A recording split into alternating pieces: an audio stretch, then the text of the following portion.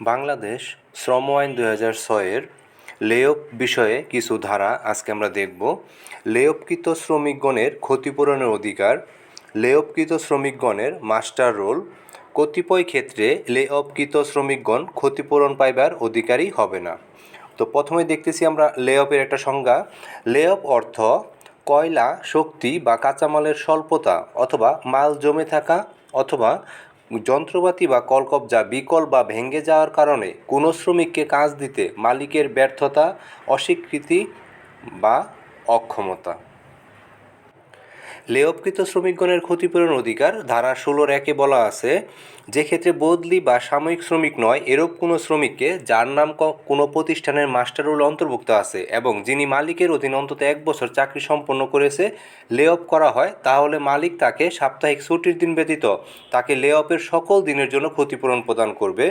উপধারা ২-এ আছে, উপধারা ১-এ উল্লেখিত ক্ষতিপূরণের পরিমাণ হবে সংশ্লিষ্ট শ্রমিকের মূল মজুরি এবং মহার্ঘ ভাতা এবং অ্যাডহক বা অন্তর্বর্তী মজুরি যদি থাকে এর অর্ধেক এবং তাহাকে লে-অফ করা না হলে তিনি যে আবাসিক ভাতা পেতেন তার সম্পূর্ণের সমান।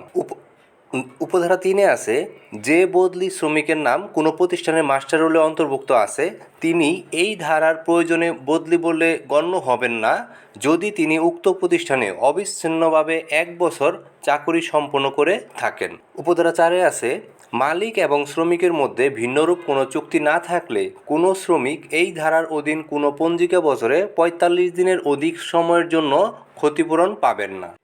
উপধারা ৫, উপধারা ৪-এ যাই থাকুক না কেন কোনো পঞ্জিকা বছরে কোনো শ্রমিককে অবিচ্ছিন্নভাবে বা বিচ্ছিন্নভাবে ৪৫ দিনের অধিক সময়ের জন্য লে-অফ করা হয় এবং উক্ত ৪৫ দিনের পর লে-অফের সময় যদি আরও ১৫ দিন বা ততোর্ধ্ব হয় তাহলে ভিন্নরূপ কোনো চুক্তি না থাকলে পরবর্তী প্রত্যেক ১৫ বা ততোর্ধ্ব দিনের লে-অফের জন্য ক্ষতিপূরণ প্রদান করতে হবে।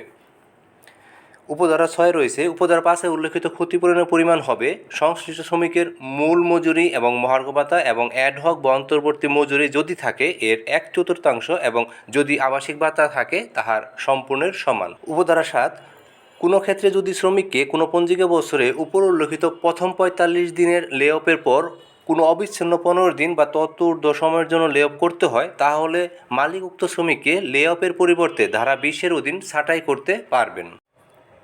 এরপর দেখতেছি ধারা ১৭, লে-অফকৃত শ্রমিকগণের মাস্টার রোল।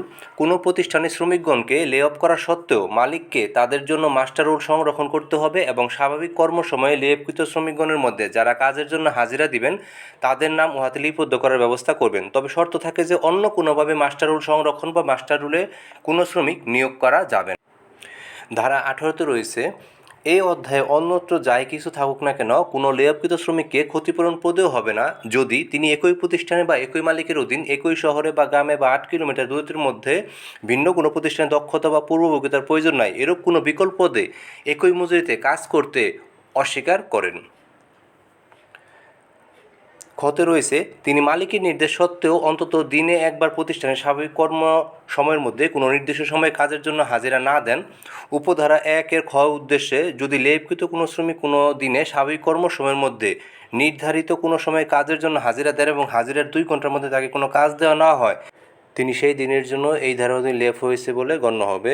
উপধারা ২ উল্লেখিত কোনো লে-অফকৃত শ্রমিক যদি কাজের জন্য হাজিরায় তাকে কোনো দিন কোনো পালার শুরু হওয়ার প্রাক্কালে কাজ দেওয়ার পরিবর্তে একই দিনের দ্বিতীয় অর্ধে কাজের জন্য হাজির হওয়ার নির্দেশ দেওয়া হয় এবং তিনি যদি হাজির হন ওই দিনের অর্ধেক সময়ের জন্য লে-অফ হয়েছে বলে গণ্য হবে এবং বাকি অর্ধেক সময় কাজে দেওয়া হোক বা না হোক তিনি চাকরিরত ছিলেন বলে বিবেচিত হবে।